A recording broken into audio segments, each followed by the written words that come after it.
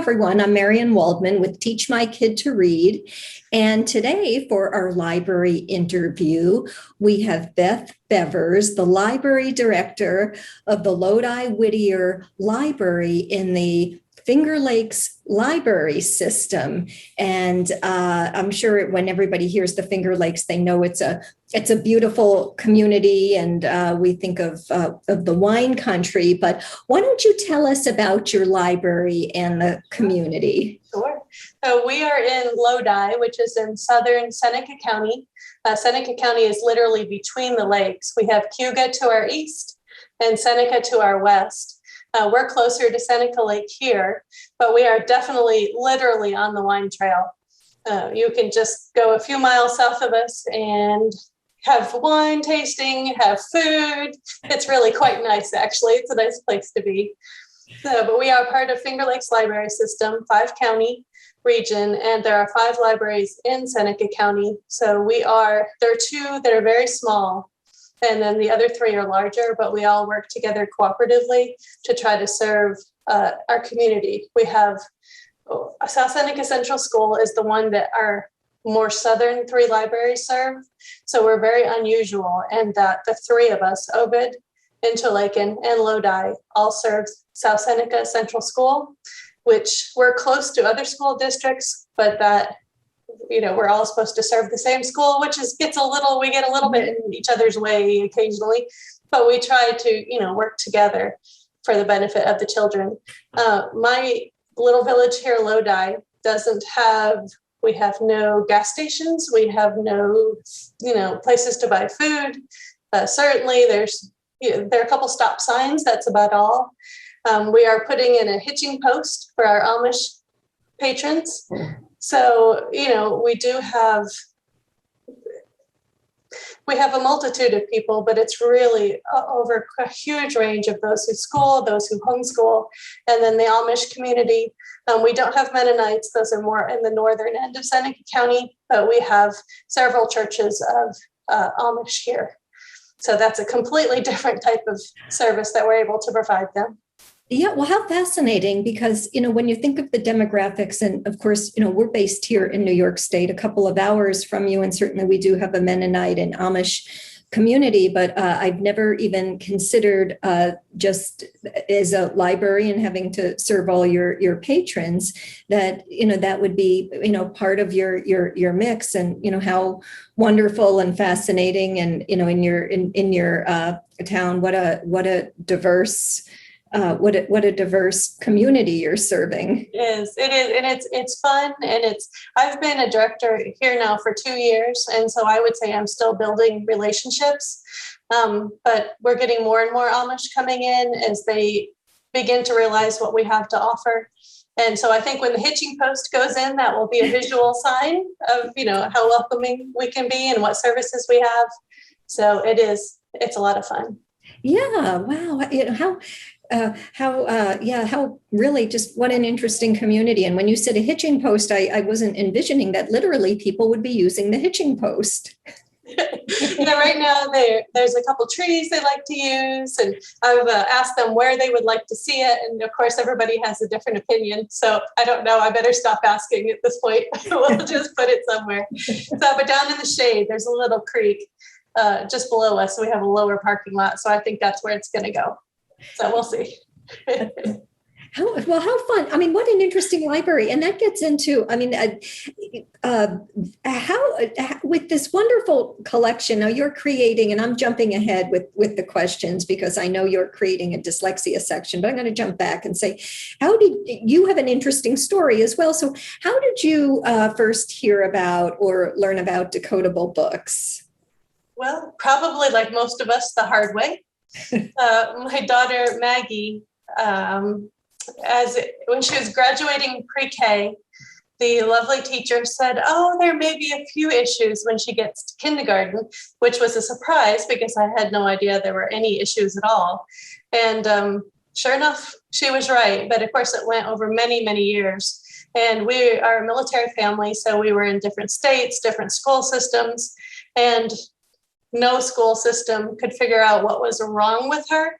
And really, it was much later when we finally got her diagnosed and got her some appropriate reading instruction that then I learned that there were these things called decodable books where you actually learn how to attack not only the words, but the sounds. Mm-hmm. So, and the fact that she couldn't hear the sounds. And so, she had to go to speech to help her hear them. And, it's just all so intricately related to each other. But it was much later that I discovered there was such a thing as decodable books. I mean, it was not something I had to use as a child. And my older daughter, Emily, just, like my mom says, she could breathe, she could read, there were no problems at all.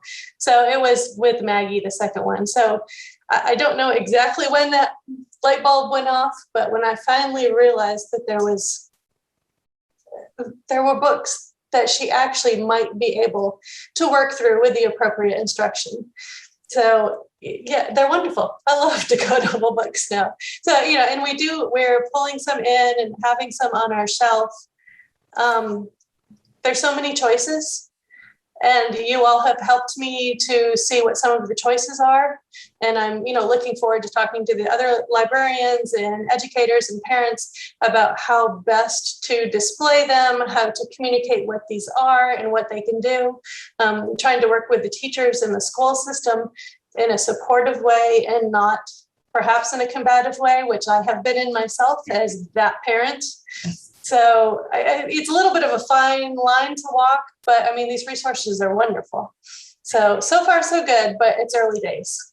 Yeah, well, that was leading me to the next question is really what you're doing to add these to your collection. And actually, I do have a question because I know you're creating, which is very exciting, this your dyslexia section, and I was wondering if the decodables are also part of the dyslexia collection and also part of the early literacy section. I was wondering how you were tackling all that. Yeah.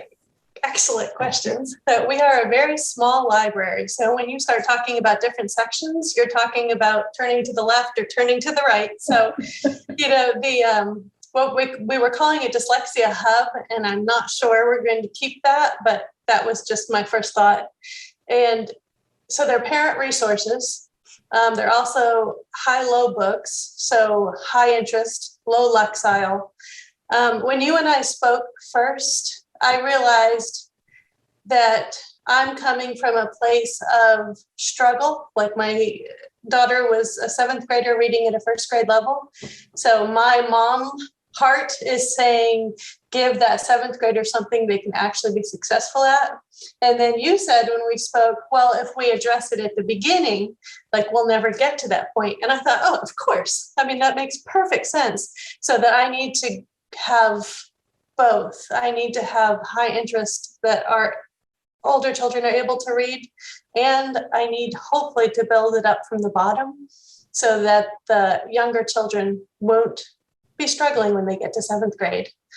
So in terms of, let's see, so the decodables, the high-lows, the parent resources, including, so far I've only been able to find one DVD because since this is often hereditary, I would like to be able to address parents who perhaps can't read the Shaywitz book that's so dense, some of the more difficult adult reading things. And I'm actually having a difficult time finding, appropriate adult resources that would address what's going on. I mean, the parent questions, am I crazy? Is there really something happening? Has anybody ever experienced this before me? And how can I help? What can I do? So coming at it for having those things on the shelf for a parent and to be able to be here and talk to parents, guardians, also providing the teachers, reading teachers, if they need more resources, deeper resources, more decodables, more choices, providing those for the teachers. And then also we've restructured our easy readers and our chapter books. And we've created visuals with the help of a graphic designer so that, say, a child is reading chapter books, but the ones with more pictures, they're all yellow. So like sunshine, you're going on a trip. Reading is going on a trip. So it's the yellow sunshine level. And because we're so small, when a child comes in, frequently Nora, who is the youth person, she knows what their level is, and she can point them in the right direction. So it's supposed to be like a non-judgmental way of dividing up the chapter books. Then there's blue if you're going to take a shallow dip. And then there's a deep dive down into purple. And the easy readers have ice cream flavors. So, do you want a vanilla, a chocolate, or a strawberry? So, and she has gone through every single book and decided what level they are. So, it's a work in progress. How can we use the collection we have and to make it most accessible and useful? And then what can we add to our collection to support the specific, reading challenges that many children have?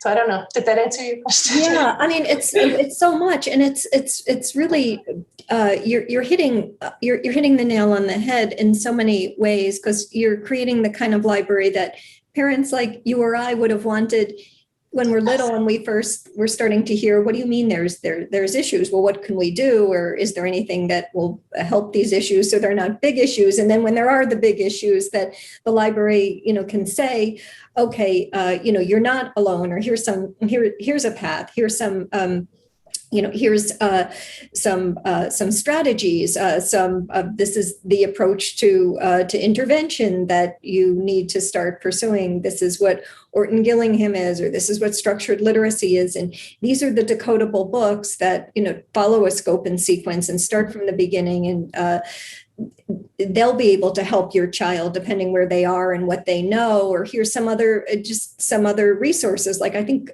I may have told you, we have like the Hornet Literacy Primer. We work with them, which really just brings people, especially for spelling, it brings them back to the beginning with phonemic awareness and starting to hear the sounds. But being that library that has so many, just so many recommendations, can make such a difference in helping parents feel less alone or less hopeless, and helping children feel more successful, because there are books in that library that they can read. And then there's wonderful books that they can, whether they can read with an adult or they're starting to read independently, they can also start to check out. So you're doing everything absolutely just perfectly. It's really exciting to hear. And now are the patrons, are they starting, in this diverse group of patrons you have, are they starting to hear about these initiatives and the books and reacting? Just barely starting. So we got the first grant, and it was from our system, Finger Lakes Library System, to initiate this Dyslexia Hub just as COVID hit. We literally got the check, and then we shut the library down. So in one way, Nora was able then, while we were shut down, once we were allowed back in the building, to begin that grand sorting of the shelves. But then in terms of purchasing and figuring out how to cataloging, and like literally they are still sitting on this cart next to me. So when just last week I had a parent come in. I have a placeholder on our website that says Dyslexia Hub of Lodi, and she came in and she was so excited because her son just graduated from the high school. He's dyslexic, and she struggled his whole school career here. And so she wanted to come in and talk about what we had, and she has all the connections at the school system. So I think it may end up being like a parent advisory group or like parent school. I'm not sure what shape it's going to take, but that's how I'm going to get the word out. There is a reading teacher that came in, and she's actually OG trained. So she did some work this summer here. It was complete happenstance that she happened to walk through our door. So I have her email right here. We'll be sure I'll connect there. I met a lovely reading teacher who works at the Montessori school in Ithaca when I was outside of Lowe's in Ithaca the other day. So I'll be contacting her. So, you just, to get the word out, it's just going to take a little while. And I think we won't know exactly how to use the collection and how best even to shelve it or display it until we start to use it. I mean, I much prefer a nice, clean, tidy, like this is the collection, this is how it works. And I don't think that's how this is. I think we're just going to have to see what needs arise and meet them as we can, and let us just be the resource of the network. And not, I'm concerned.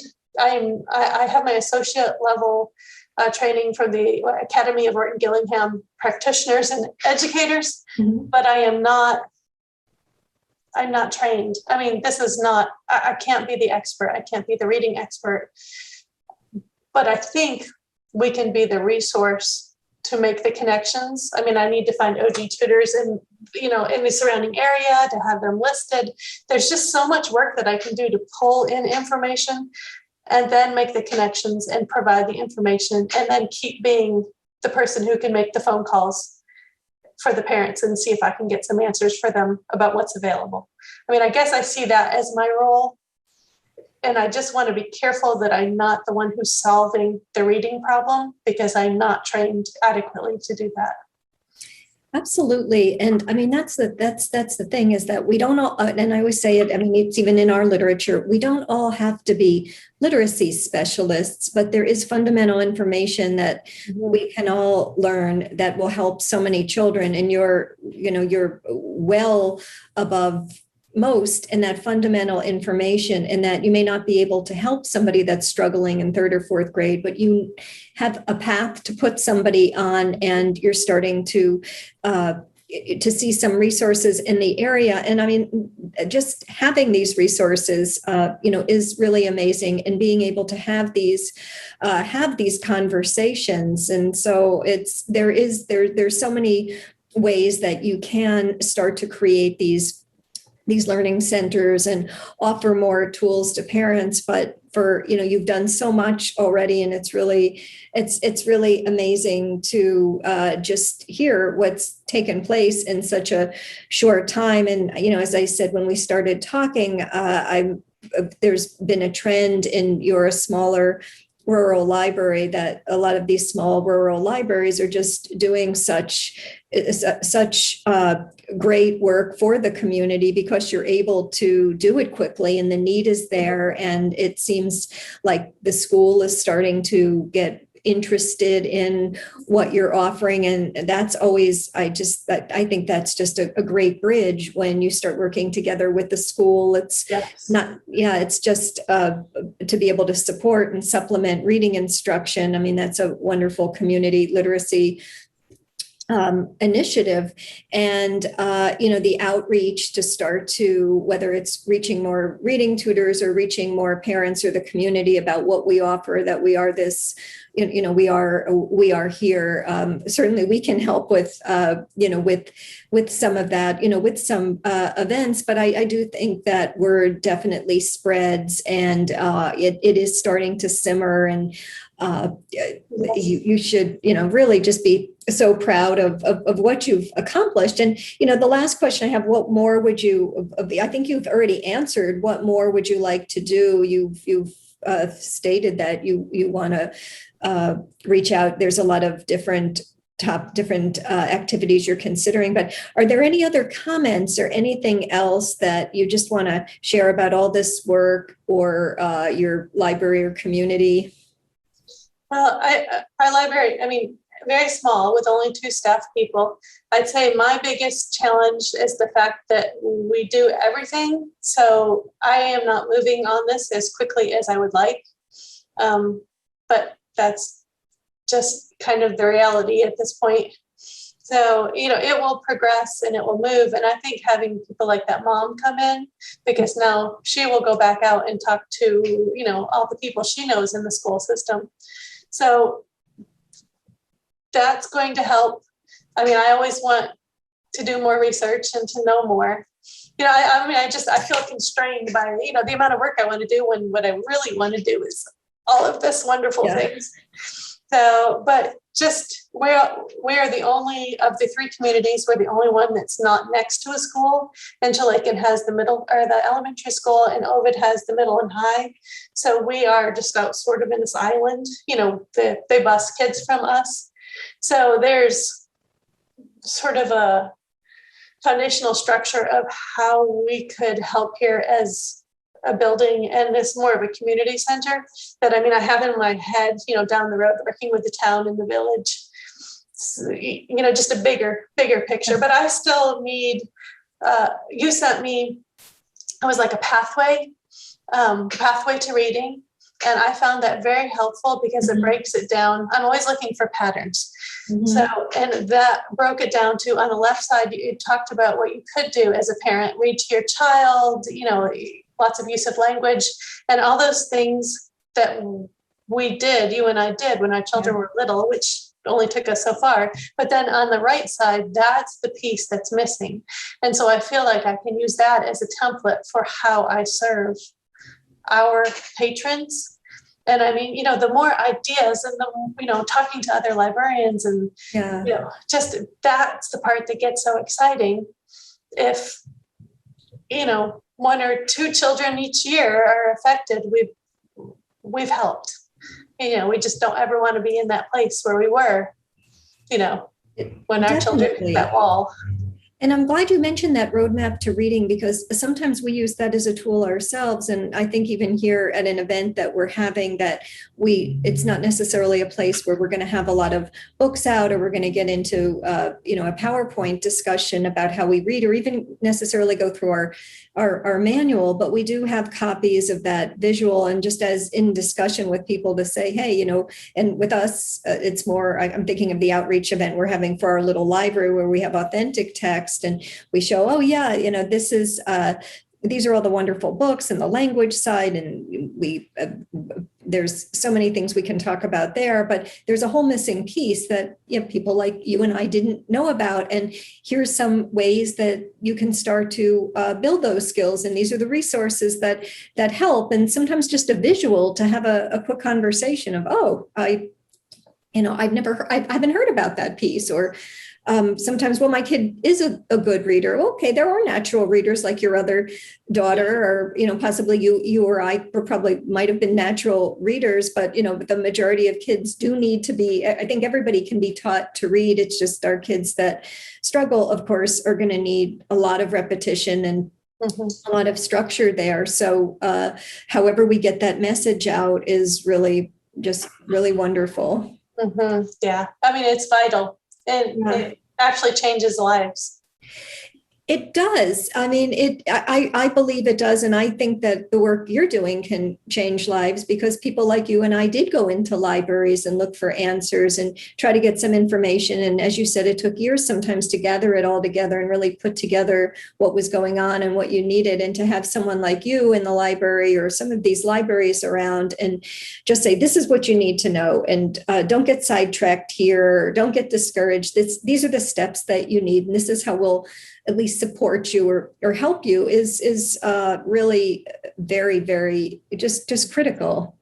I wonder if and I don't really know, but I wonder if the smaller libraries, we just have more conversations because we are so small. I mean, rarely does somebody have to pull out a library card. We just know who they are. So, I mean, it's that small. Although I do have sticky notes all over here because I need some cheating, a little help now and again. But the point is that we know you, and then we just have more conversations about what's happening. If you're homeschooling, no matter what's happening, we just, maybe that happens more in these little tiny, we serve 1,550 is our service area. So, we're pretty little. Yeah. You're little and mighty. And I do think that this is something that we're seeing a lot of with these, like we were saying, with these rural libraries. I mean, we see it even in some of the school districts that are creating change. And certainly I'm not going to call anybody out, but within the state of New York, there's school districts that we think that most people consider very desirable to move to, and there's school districts that are less likely. I will say probably mine included, yet there's just often in these other school districts, there's incredible things going on, or sometimes in some of the smaller rural school districts, they're light years ahead of some of the more highly rated school districts. And I'm speaking a little bit vaguely because I certainly don't want anybody to feel badly, or but I mean, I think of where I would have lived 10 or 15 years ago, if I knew now what if I knew then what I knew now about some of the school districts, I would probably be, there's a couple of districts nearby within an hour that I probably would have moved to. And and most people would be shocked if I said what these districts are. Yeah, I don't think, we have just a few districts. They're all very small. Some have a better reputation than others, but when you get inside, they're actually not that different. And it comes down to the communication and, just what support system the family has and the child has. And in some cases, the teacher has. Yeah. The teachers work really hard for these kids. So, and we have teachers who come in as moms. So it's nice to talk to them with both their hats on, but again, as we're so small, we can do that. So, it's a definite advantage. Being military, we were in every size school, parochial school, we homeschooled, I've just boarding school, we've done it all. And they all have their pluses and they all have their minuses, but in the long run, it's about the connection that the child builds, whether or not they trust that adult that's helping them, especially those who are already at risk or, feel endangered. And then, I just want to have the resources. So when the inside the school, or if we're that relationship that's built, great. Now, what can I provide you that helps? I don't know. It's like reading triage or something. I don't know, but I would like it to never get to that place.